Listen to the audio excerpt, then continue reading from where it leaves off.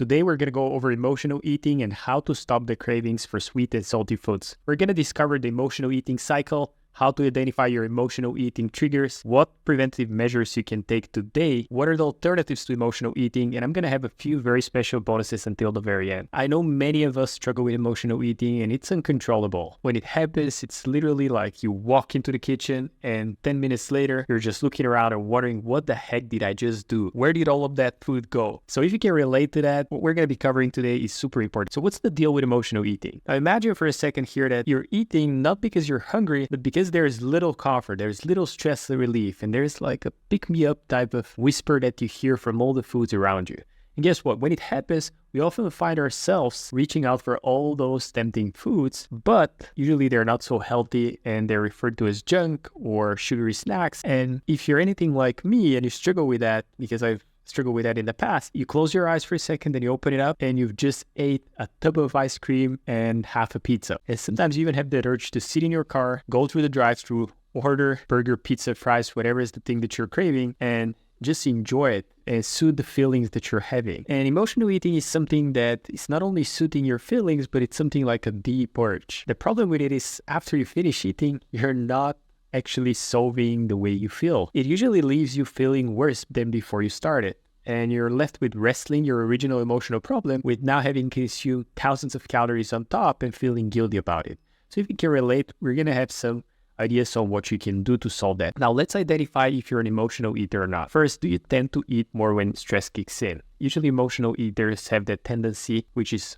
when they have stress at home or at work or something bad happened in their life and they're not sure how to react to the situation, they reach out for convenient foods, or quite the opposite, they stop eating when they're stressed, but it's either one of the two. Do you ever catch yourself snacking when you're not even hungry or when you're full? It's usually something that is built as a habit and convenience. Do you turn to food to feel better, calming the inner storm when you're sad, mad, or just plain bored? If you find yourself doing that, the chances are you're an emotional eater. Do you have food as a go-to reward system? That's a very, very tricky thing. With some of our women clients, what I see is that often if they go shopping or if they go out and have an amazing day, do something great, they usually reward themselves with good food as well, because the association is, I did something great today, let me have great food. And that association goes hand in hand. And the thing is that it doesn't only go with the good things, it also goes with the bad. Oh, I had an awful day, let me at least have some good food. Does food sometimes feel like your best buddy? Like reaching out for that bag of chips, reaching out for that Snickers bar that is sitting in the pantry. Do you feel like food has the upper hand in the relationship? If so, the chances are you're an emotional eater, and that's completely normal. Majority of us are. First, let's see what is the emotional cycle that we go through. It's not always bad to reach out for food. For example, if there's a birthday celebration or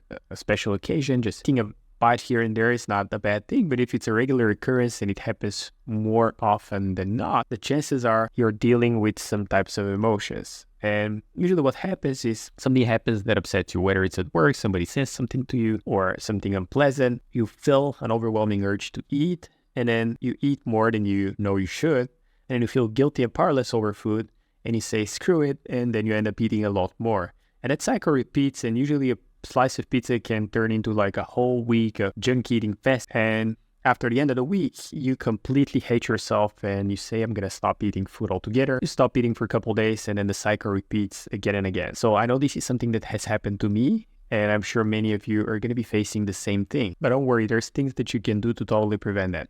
Now, you have to understand first, what is the difference between emotional hunger and physical hunger? First, emotional hunger is something that comes out suddenly, not like you're gradually building up like you would normally have with physical hunger, where you haven't eaten in a couple of hours, you've been physically active, and now your body needs to replenish the energy. Emotional hunger is like, oh, I need to eat now. I gotta put something in my mouth right now, in this very second. Emotional hunger feels like it needs to be satisfied instantly. And physical hunger, it can wait. Yes, you're hungry, but if you need to push it for another 30 minutes to an hour, there's no problem with that. Emotional hunger craves specific comfort foods. You're not hungry for broccoli and salad and things like that. You're hungry for pizza or specific types of food that your brain associates with that comfort. Physical hunger is open to options. Lots of things sound good. If you're hungry and you need to satisfy the need, you can do a salad, you can do pasta, you can do healthy option for like meat and rice, for example, or potatoes with something. Doesn't really matter as long as it satisfies the needs. Emotional hunger isn't satisfied with a full stomach. Your stomach's full, but your eyes and brain keeps on eating, keeps on eating. Physical hunger stops when you're full. Emotional eating triggers feelings of guilt, powerlessness and shame, whereas physical hunger doesn't make you feel bad about yourself. So this is how you can distinguish both of them. And if you find yourself more on the left-hand side than on the right-hand side, the chances are you know what you're experiencing. Now, once you know that you're experiencing emotional eating trigger, let's identify what those triggers could be. So if you're looking to put emotional eating to end, you have to figure out what is the thing causing it. And it's usually associated with unpleasant emotions, and it could be also triggered by positive feelings, rewarding yourself of achieving a goal or celebrating a special occasion. But let's look at some of the common causes of emotional eating. First, it's stress. Now, we live and have a hectic lifestyles that are super stressful, and we have demanding jobs, we have responsibilities at home, taking care of the kids, taking care of everything going on around us. And that often could be very overwhelming and therefore stressful. And it could be even chronic stress, something that we cannot even spot within our lives anymore because it's so ingrained with us, because we're so used to living such a fast-paced life. And our body produces high levels of stress hormone called cortisol. And this hormone can trigger cravings for salty, sweet, and fried foods. And it's usually the ones that provide the burst of energy when you consume them, that pleasure, that satiation you get once you put a piece of chocolate in your mouth. And the more uncontrolled stress you have, the more likely you're going to turn to emotional food for relief. Now, the second thing usually happens when we're stuffing emotions. Maybe we're upset at something at work, but we can't voice our emotions. We can't share with our colleagues because we're not so close to anyone. We can't share at home because we're going to get judged. And suppressing all these feelings and emotions and things that are happening in our day-to-day basis lead to emotions such as anger, fear, sadness, anxiety, loneliness, resentment, and sometimes even shame. And while food can serve as a distraction, it helps you avoid confronting all these emotions. And it's another coping mechanism that you'd rather not feel the pain of that emotion, but satisfy the needs through eating. So this is the second trigger. The third trigger could be boredom or feeling of emptiness. Ever find yourself just have to do something to fill the void in your life? Like there's nothing meaningful happening, you're feeling in a rut, you feel like you're not progressing, you're stuck, and you're searching for that fulfillment, and food becomes a way to occupy your mouth, to keep you busy with something. And in that moment, it can provide that sense of fullness and distract you from the underlying feelings of purposelessness that you might be experiencing and the dissatisfaction that you have with your life at this very moment. So this is another reason and another trigger. And I've had plenty of those periods in my life, but once I started spotting them, it became easier and easier to battle the emotional eating. Now, the next thing is childhood habits. And think of memories where your parents reward good behavior with ice cream, or take you out for pizza when you had a good report card, or serve you sweets when you were feeling sad or bad. These habits often carry over to adulthood, and sometimes even maybe you have the nostalgia of doing things that you've done in the past with your family, and you want to take yourself back and experience that emotion again, and you do that through food. And I know for myself, I remember when we had these teacher-parents meetings at school, and I usually was a very bad student. I had Fs on everything, and teachers were complaining. And I remember like my mom walking out super, super upset, but every time she would walk out, she would be upset for 10 or so minutes. And to remove the tension, she would take me out to a Chinese restaurant, and we would kind of settle on the night. And all the stress that's built up for her, and then for me as well, was kind of gone. So this is like a trigger that I had early on, and I had spotted it, and I fixed it later on, but I didn't even think about it. It was happening on a subconscious level for me. Now, the fifth thing is social influences. Eating with others can be a great way to relieve stress, but it can also lead to overeating. It's easy to go overboard simply because the food is there, because everybody else is indulging. Maybe you went out for drinks with the girls, maybe you're chatting, maybe you're sharing what is like happening in your life, and there's like trauma involved, things that are outside of your control. It could be nervousness. It could be many, many things that are happening and underlying factors. But now having the comfort of other people around you that are experiencing the same thing and kind of nudging you and supporting the overeating habits and the emotional eating makes it so much easier for this to happen. And sometimes it's just easier to go along with whatever the group is doing. Even if you're not experiencing any of those emotions yourself, just being surrounded by people who are makes you more prone to have the same behavior and reach out for food as well. So what can you do now that you know what are the triggers, what could be resulting in emotional eating, and when you're experiencing it? Now, first thing is to keep an emotional diary. Very first thing I did is started spotting all the occasions where I've experienced emotional eating, and I would write down what I did the day before. What happened just before I experienced emotional eating? I started analyzing, is there stress at work? Are there things that are happening in my life that could be affecting the way I feel? Am I malnourished? Am I not eating enough? Like, is it physical hunger? Is it emotional hunger? So once I started writing these things down, I started noticing the patterns and uncover what are the things that are happening, and made it much easier for me to first understand myself, second, be in control of the situation. So once you have figured out what is the thing causing the feelings and the triggers of the emotional eating, the second step is to find ways to feed your feelings. Now, it could be a hobby. You could find something to do with your hands other than stuffing your mouth with food and guilt-tripping yourself into overeating yet another time. It could be finding a hobby which allows you to first channel your emotions towards something more productive, and that allows you to force your thoughts and actions towards something that's going to produce meaningful result that you're in control of. Because usually the feelings that we have are coming because we're unaware and not in control of the situation. And when we have that sense that we're not in control, we reach out for the one thing that we're in control, which is getting the food we want. So if you channel that energy towards something productive that you're in control of, such as crafting something with your hands or painting or drawing, or even like playing a video game, whatever you can think of, that thing might help you channel your thoughts in a different direction. Now, what are some of the alternatives to emotional eating? If you find yourself feeling down or lonely, try to call somebody that is supportive, that lifts your spirit and you enjoy spending time with. Maybe you spend time with your pet.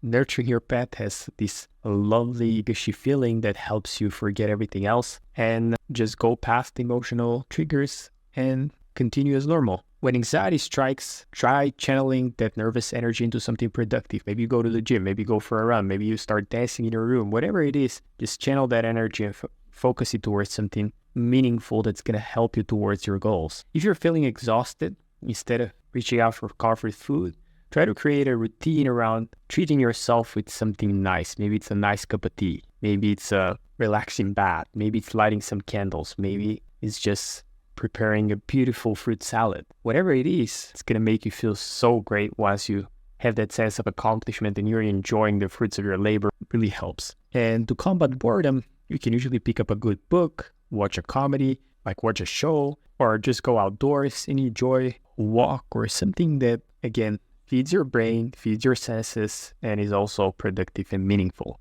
Now, when the cravings hit, just pause for a second. Take just a second to understand how you're feeling emotionally. Jot it down in your journal or your notes app on your phone. And then, if you need to go into the craving, do so. But now at least you know you're in control and you understood what did it, and you can minimize the quantity of food that you're going to indulge on. Or there's the rule of 5. Give yourself 5 minutes before you go into the cravings. The emotional eating is often rooted in feeling powerless over emotion. Avoiding your feelings through food only perpetuates the issue. Allow yourself to feel uncomfortable emotions and reestablish a mindful connection to your emotional experience. And you can indulge the treats you've prepared yourself. You can indulge the food without overeating. The two don't go hand in hand. If you want to eat chocolate, eat a piece, eat a block, don't eat the whole bar. Okay? Take the time to taste, to smell, to observe the textures, the colors, the shapes. This is going to help you not to eat your food mindless. And another thing that's super important is to avoid multitasking while eating. I find myself often falling into that trap, especially when I'm busy at work, is that I'm working and then in the meantime, I'm eating and munching on some stuff. And because I'm busy, my brain is not processing what I'm doing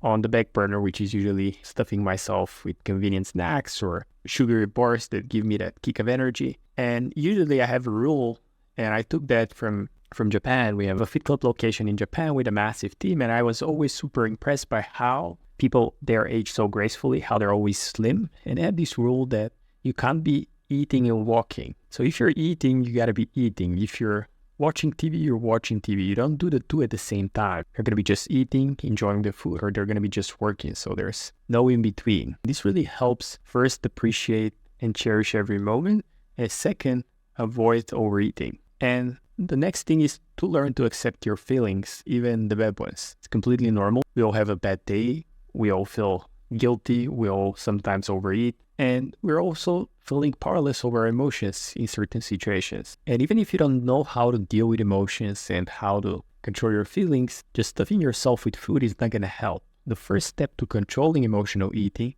is to, again, understanding the power you have within you, to spot the feelings, to understand the stress factors, and to just acknowledge them. You don't have to solve all the issues and problems you have, just acknowledge it. And sometimes it could be really bad when you allow yourself to feel those things. It could be a little bit like that Pandora box. It like opens up and you're like, holy cow, I gotta face all the demons. I gotta face all the things that are against me. But this is the only thing that's gonna help you propel yourself forward and ultimately have control over your life. And mindfulness is a great tool to support this process. When you feel depressed or stressed, just take a deep breath. Take a second, take a two, pause. This will give you the needed control to move on and not fall victim to emotional eating. And indulge without overeating by savoring your food.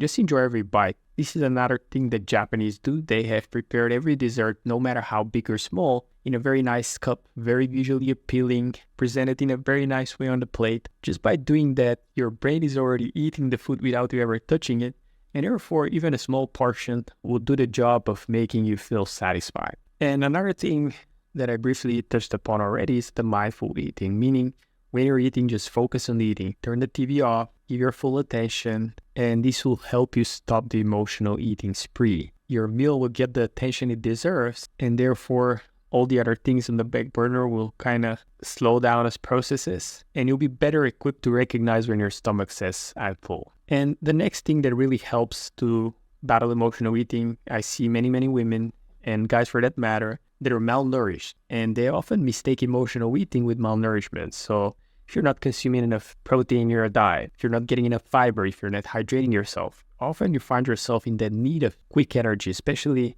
like late in the morning or in the afternoon. You have that crash of energy where you got to put something sweet in your mouth, or you're craving that next cup of coffee.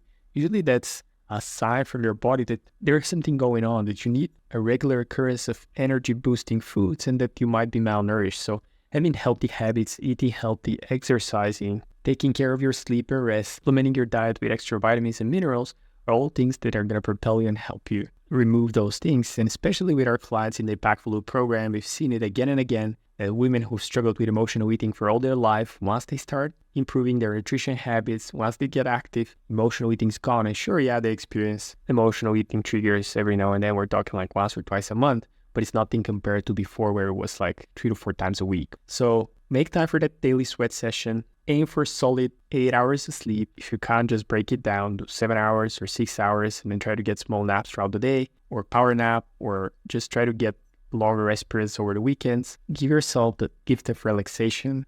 Give your mind rest. Allow yourself to immerse yourself in the emotions, and never underestimate the power of human connection. We're all experiencing the things that I mentioned in the video. We're all struggling with the same things, and there's people that have already battled and been through what you've been and can lend a hand, can help you out. Just be open to asking for that help, okay? And if you stayed until the very end of the video, if you got some valuable information and helpful tips, make sure you download all the rest of our free trainings that cover everything when it comes to getting in shape and living our best life. Click the link that's going to be in the description below, and I'll see you in the next video.